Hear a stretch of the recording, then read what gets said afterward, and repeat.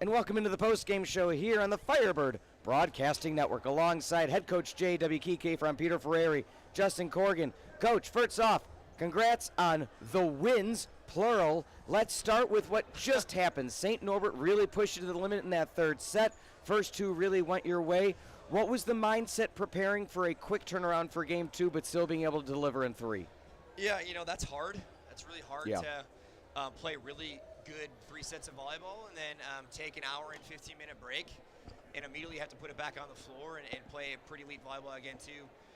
Peter, like you said, that St. Norbert team has got some pressure. That number 22 kid, Bennett Cornhouse, hit 500, 12, 2, and 20. That's pretty unreal. Yeah. We got to go figure out our left side block because there's a lot of good opposites in the country, and we got to go figure that out. But, I thought that last set was a barn burner. We played some pretty mediocre defense.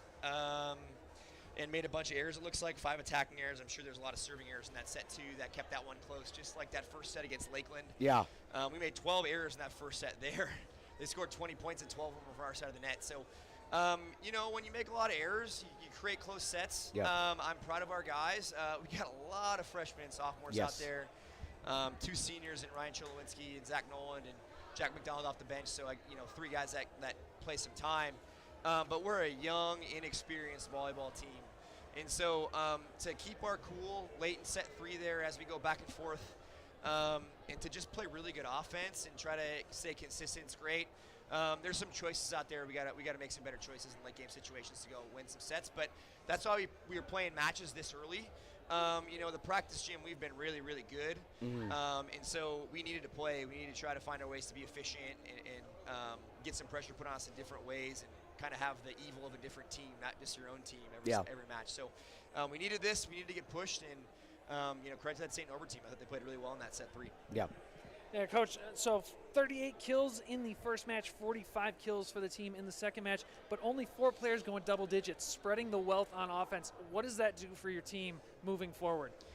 Yeah, this is Carthage volleyball, so our left sides are going to get a lot of attention, and they're going to put a lot of balls away. That's what our offense is predicated on, is running the big attack, that quick middle attack out of the backcourt.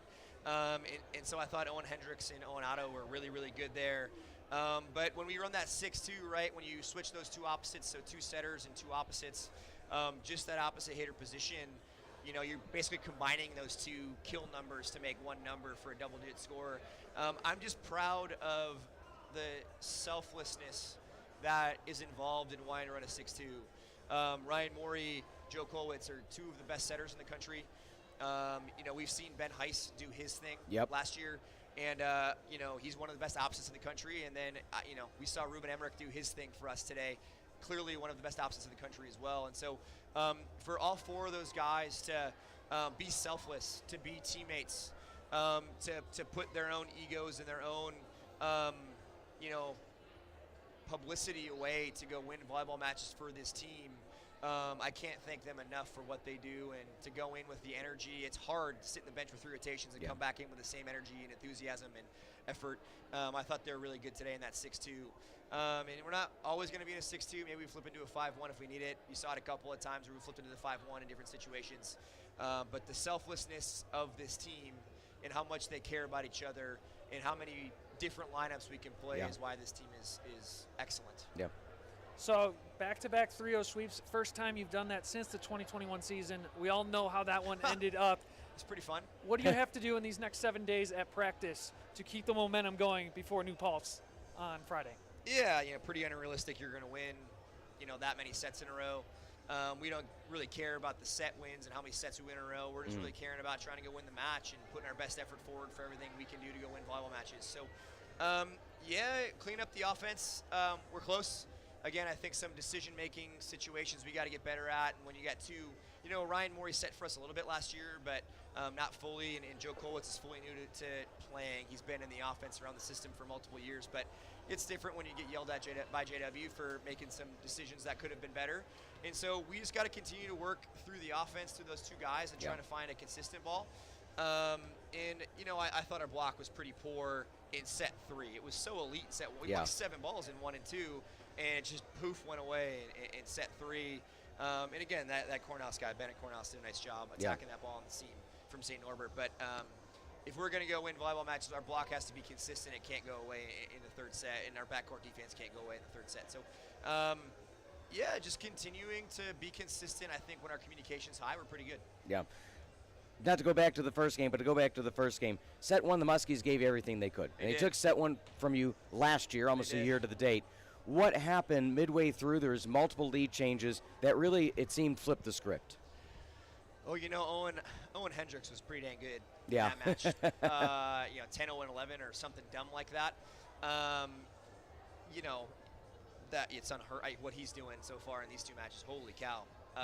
Then you got Owen Otto, who was the main focus of our offense last year, as, you know, doing his thing right behind it. So we just stopped hitting balls out, stopped serving balls out.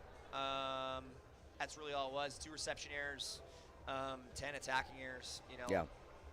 Service errors, I guess. It's just too many errors, and it could keep the match close. So put the ball in play, block some balls, dig some balls, and let our athleticism take hold. I think that's one of the things that we've talked about a lot so far. Is I think we're one of the most athletic teams in the country. Yeah.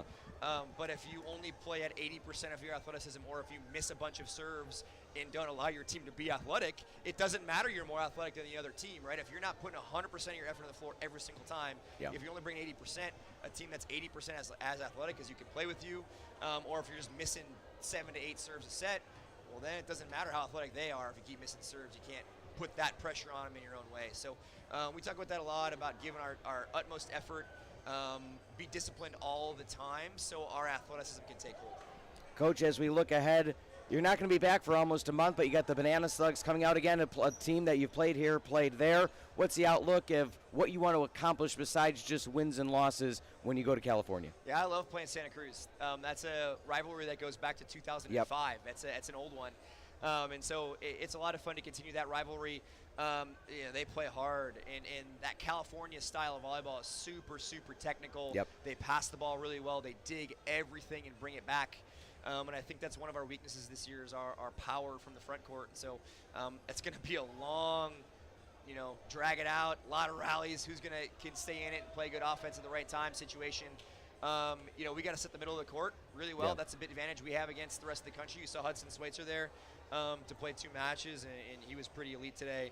Only 6 balls in that last match. We got to get him more volleyballs. He's pretty good. And so if we can get the ball to center of the court, we'll be all right. I think that's our advantage against the rest of the country. That means we got to pass and go from there. But so much fun to play against Santa Cruz and in Santa Cruz. We get New Paltz first, a team that's won multiple national championships.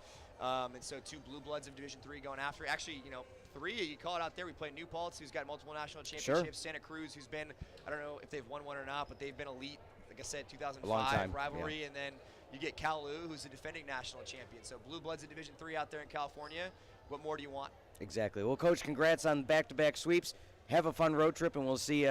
Hopefully a flight. We're not driving to California. Yeah, we're flying. Thank Lord above we're flying. Yeah, that would be tough. We'll see you in a few weeks, Coach. Thanks, Congrats. Guys. Appreciate it. Go Birds. All right, that was Coach J.W. Kieckhefer. Back-to-back sweeps to start the season. First time since 2001, which, of course, was a 23-0 national championship season. Justin, final stats. I mean, the hitting percentage to me stands out the most, 468 to 125. Carthage took care of the ball when they were being offensive, but I think Coach Kieckhefer hit it on the head. There were several things they can still clean up. There was definitely some early season jitters, early season errors. You saw the fatigue start to play in a bit in the 6th set of the night as St. Norbert ran with them. So there's stuff to clean up. This was not a perfect game by any means, a perfect set of games, but there's a good starting point heading into a very exciting road trip to California.